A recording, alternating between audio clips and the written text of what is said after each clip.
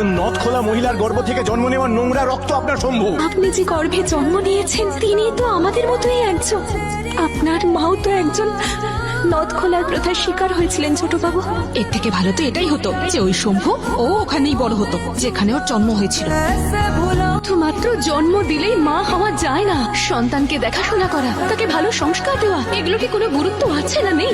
আর এই সব এই মা করেছেন। আমি জানি এসব আজে বাজে কথা শোনা বন্ধ করতে হলে আমায় কি করতে হবে। আমি আমার সিদ্ধান্ত নিয়ে নিয়েছি। মানে ঠাকুমা, তোমার সঙ্গে কিছু কথা বলতে চাই। আমি বাবলিকে আমি তোমার বৌমা করে নিয়ে আসতে চাই।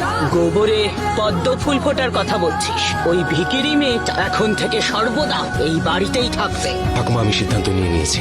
দারুণ ব্যাপার শম্ভু দাদা, তুমি তো কাঁপিয়ে দিয়েছো একেবারে। এখনো কিছু ঠিক হয়নি। আমাদের পরিবার আর ওদের পরিবারের মধ্যে একটুও মিল আছে কি? কোথায় ওই গরিব আর কোথায় আমাদের অভিজাত? গ্রামের লোক কি বলবে? কি বলবে? এটাই বলবে যে আমরা মেয়ের মন আর সংস্কার দেখেই সিদ্ধান্ত নিয়েছি। এই সংস্কারের জন্য ওই গরিব মেয়েকে বিয়ে